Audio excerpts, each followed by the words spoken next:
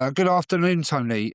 Thank you for coming on our podcast. You are our second guest, and I really appreciate your time today. Good afternoon, Darren. It's a lovely opportunity to come on and publicise the work we're doing within the county, and hopefully make the county look better for all our players. Yeah, and that's the whole aim of the whole podcast is to give Middlesex a real good voice, and hopefully we can generate the next bowlers and we can grow the game within Middlesex. So, can you explain your role within Middlesex County Bowls Association just for the viewers? Yeah, I am currently the administrator for Bowls Middlesex Outdoors, which means effectively that I am the link between the county and Bowls England. I should have something of an overseeing role. So when Bowls England publicise things like the Bowls Big Weekend and Bowls Bash, I should then pass that information on to the clubs and encourage them to get involved. As the administrator, I should be looking at ways of getting non-affiliated clubs to join. I should be looking at sponsorship opportunities to sponsor our competitions, perhaps get money for our senior teams, and support the club and the players at national events. Unfortunately, at the moment, with the lack of officers, which we'll come on to later, I'm spending a lot of my time doing the day-to-day running of the competitions and the friendlies. So I'm not able to do as much of the overseeing role as I'd like to. But the most important thing is we're keeping the county going. So it's quite a very big and important role for the county. I think it's an important role because there's a lot of opportunities out there with Bowls England that we could perhaps take more advantage of.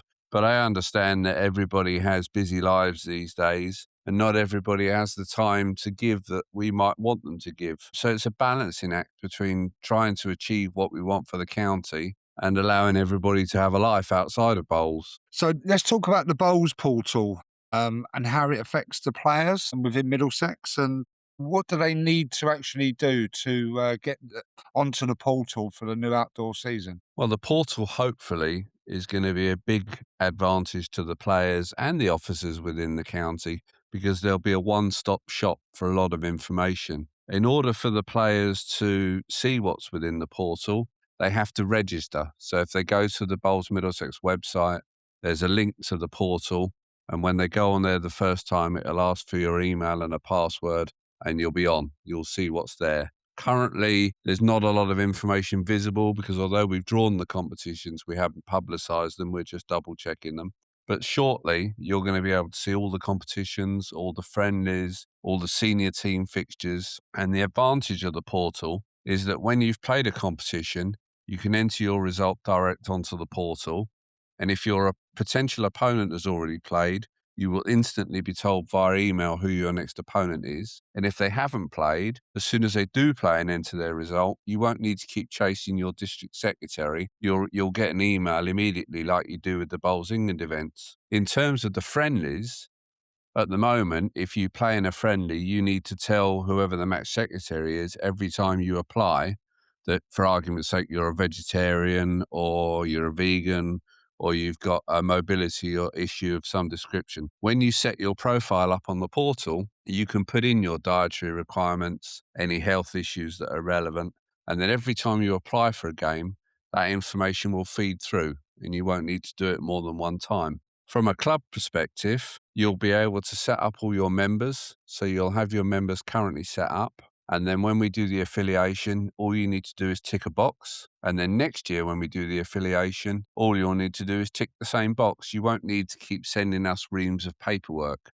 And the clubs will be able to enter their own competition entrance. So there are massive benefits to the portal. The downside at the moment is player engagement. We only have 162 people registered at the moment when we've got 375 entrants in the competitions. But I think once we start publicising things and telling people they're there, there'll be a rush to activate their accounts. So all positive at the moment and moving forward. Brilliant. Perfect. So what sort of current roles and positions are available within Middlesex, and how can people apply? Well, people can apply by contacting myself or the ladies' secretary, Jackie Elkin. If they want to find out more about any role, again, they can ask one of us, or they can contact a previous post holder. because I'm sure that previous post holders will be more than happy to give some background to the roles that are available. Currently, we are looking for a senior deputy president who will work with this year's president, David Franklin, and then become president in 2027. Ideally, we'd like that person to be a lady because that would keep the men, lady sequence going, but it doesn't have to be. We're also looking for a junior deputy president, again, who will work with David this year and then will become president in 2028. And again, we'd like that to be a man to keep the sequence going, but it doesn't need to be. In terms of other roles, we'd like a men's competition secretary to relieve me of that role so that I can focus, as I said, on the more overview stuff. And hopefully, once we've got the portal going, that will become a less demanding task. We definitely need a men's match secretary because I can't be at every game with the administrator's role. And if we want to continue playing friendlies, we need to have a men's match secretary. We've got 13 friendlies this season. 2 of them are mixed, which is a great new entrant for the county. But we really need a men's match secretary to organise the fixtures during the winter months and then raise the teams. We've got 2,700 players affiliated to Middlesex County. If one player played in each friendly, we'd have no problem covering the friendlies. And we need to put a lot more effort this year into advertising the friendlies to encourage players to take part. The final 2 vacancies we currently have are generic roles that have been created as a result of Bowls England bringing us into line with modern sports governance. So we could do with a county safeguarding officer, and we could do with a county disciplinary officer. The great news is that this morning I had somebody contact me with an interest in potentially taking on disciplinary officer's role. So whilst that's great news, hopefully there'll be no trouble during the course of the season and there'll actually be no need for a disciplinary officer. So really, some really important roles there, obviously, that are available. Hopefully we can get some support via this podcast and people might listen and sort of take that up. So hopefully, fingers crossed. Yeah, I mean, I think as I say, the men's match secretary is a key one for me because we're coming into the season and we've got friendlies to play. And you often get asked as the administrator what we can do to raise the profile of the game in the county and raise some more money towards the benefit of the county. And the more time that I spend ensuring that the friendlies run and the competitions run, the less time I can spend doing that overviewing role. And the more support we get, the better. Perfect. Okay. So really good. So let's just talk about the new outdoor bowls clothing that the county have in regards to the new jumper.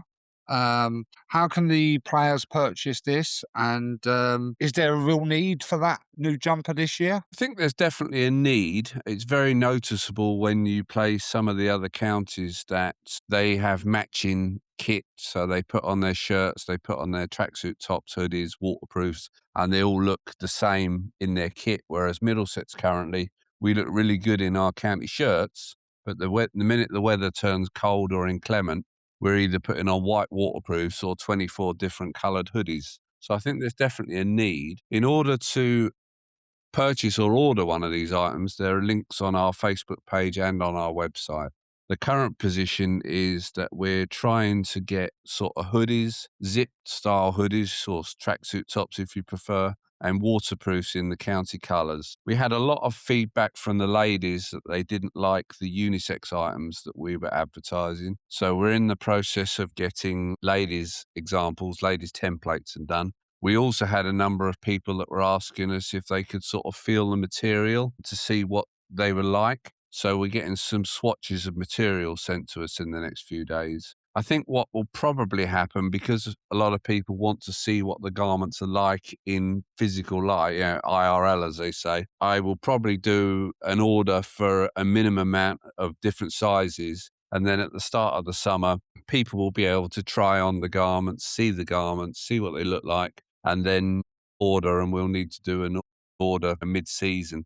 The downside of that is I'm probably not going to achieve my aim of getting the Middleton Cup and the Johns Trophies teams and what have you to all look alike as quick as I would like. But in terms of purchasing, we're hoping to get the machine that allows you to use your card at green venues and what have you using the Wi-Fi, so that if people want to do orders on the day, they can pay for them on the day, and we can make life a lot simpler than everybody having to carry around reams of cash. So I think it's definitely a very positive move for the county that we're going towards new kit, but I'm not sure it's going to happen as quickly as I was hoping. Okay.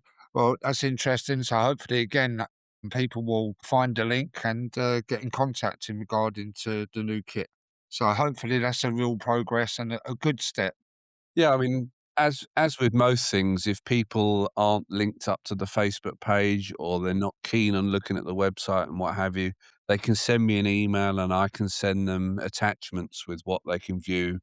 As with a lot of people these days, I'm contactable in so many different ways. I don't want to be hearing feedback from anyone that they couldn't find out what they needed to know in relation to any aspect of the county, because we can disseminate information via Facebook, via the website, via WhatsApp. We do have a or an X presence, but I don't use it very much because I find that the same people are on X as are on Facebook.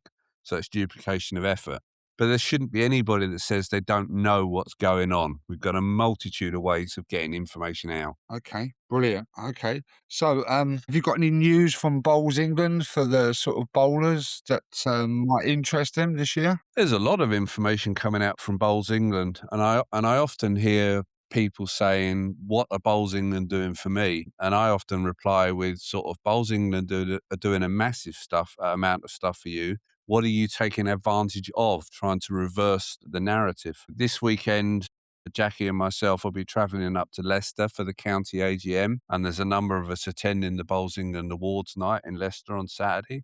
There'll be more of that on our Facebook and website on Sunday. This summer, Bowls England are running a Bowls Big Summer rather than a single Bowls Big Weekend. And that will be running predominantly in conjunction with the Commonwealth Games, which obviously we've got a presence at in late July.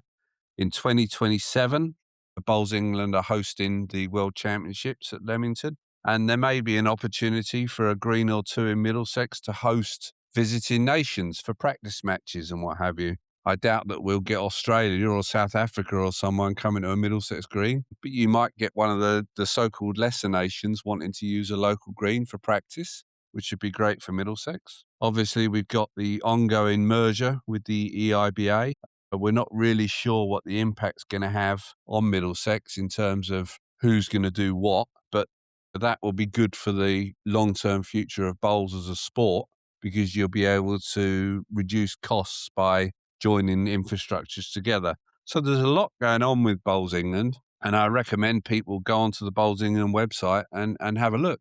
Of course, there are the Bowls England competitions. Last season, we had Susan Uvaz and Hayley Cole of Ashford made it to a national semi-final in the Foundation Pairs, which is a competition for relative novices. Why not have a go? Challenge yourself. That's great news, and there is obviously lots of stuff on the Bowls England website because I frequently go on there, and there's some really good information on there, and it's really interesting that I know we got the Commonwealth Games, which is good, and I think an exciting the World Championships in 2027. I think will be a fantastic advert. So yeah, I'm looking forward to both those events. Really good. So I just want to talk about the new Middlesex Development Officer that we currently have.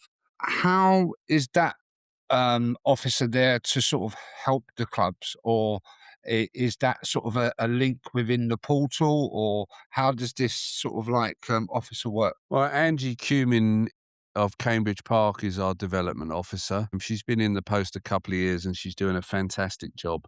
Her contact details are on the Middlesex website under the ephemera page. And there's also a post from her detailing the sorts of things that you can get involved in. She's a fantastic networker.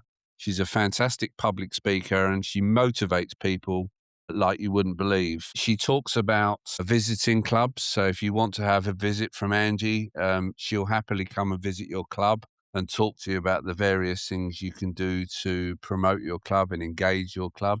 I believe that she's already got 4 visits to clubs in the so-called northern part of the county lined up for 2026.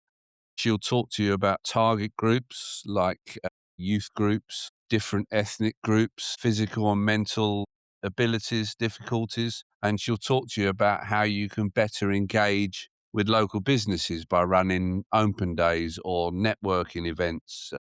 A lot of clubs have tried to do bonding events with visiting, companies and what have you, which are really good for the profiles of the club. Doctors often say, and I know this is a topic that you're very keen on. Doctors often say that one of the best ways to deal with mental health issues and anxiety issues is to get outside, get into the fresh air, get some gentle exercise, socialize and mix with people. And bowls is, one of the best opportunities out there is to do those things. It's a fairly gentle exercise unless you're getting to Middleton Cup level, and then they want you to be able to chase your bowls up and down. You're out in the fresh air, and every so often in this country, the sun does come out, and you're able to meet other like-minded people. Clubs could have open coffee mornings, that sort of thing, where people can gather together.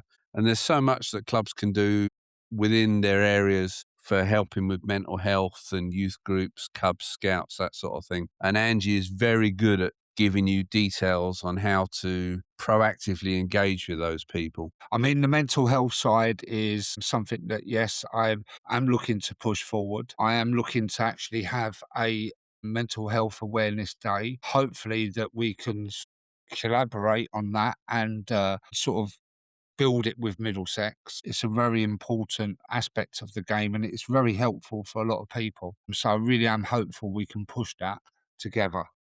Yeah, I'm very keen as well to try and get a date in the diary where we could perhaps do an event, and then what we could do is encourage clubs to contact a local daycare centre or sort of care home or something, and engage with some local people to open their facilities up for a day. You can always, when you're advertising open days and what have you for your clubs, doctors' surgeries are often a great place to put your adverts up. And bowls is a sport that everybody can play. Doesn't matter Yeah. your ability, doesn't matter whether you've got mental or physical difficulties. You can play at roll-up level all the way through to international level. You can find your own level, play at that level, and it's a fantastic and inclusive sport for all. Well said. Well said, Tony. That's very good. So just sort of like moving on slightly. So Middlesex, how is the county really doing and developing with numbers? How are we doing with clubs? And what do you see the future, not only now for Middlesex, but in the next 5 years? Well, currently Middlesex have 64 affiliated clubs and 2,748 affiliated players in 2025. Now, you and me and a lot of people listening will know that those numbers are significantly down on where they were a few years ago. But we're hopeful that if we start engaging positively with the clubs and promoting things, we can keep those numbers stable. Competition entries for 2026 are up in nearly every competition. So that's fantastic news and shows that there is an interest out there within the county. We have an excellent juniors section run by North Greenwich's Howie Shearing. And if you've got the time, the 24th of May, they have the junior singles quarterfinals this year at Muswell Hill. You'd be really impressed with the standard of our juniors. And they play in the White Rose competition. And last year, against the so-called better counties, they bloodied a couple of noses very nicely. Not physically, metaphorically, but they're doing really well. Our Middleton and Johns teams made the quarterfinals last year, and we'll be hoping to do similar or better this year. It's always been my belief that we have the players to do really well. And it's been a psychological issue that we haven't been believed that we can beat these other counties. Now we've demonstrated we can beat them and beat them well. We can go well. Last season, we won 2 games and we only lost to Kent because of Dexter Whalen's worldy bowl. This year, we'll be looking to win all 3 and we'll be going out with a positive attitude to do that. At 18 ends in the quarterfinal against Hampshire, we were winning. This season, the games will only be 18 ends. So who knows what can be achieved. I firmly believe that Middlesex have got the players to go far in national competitions.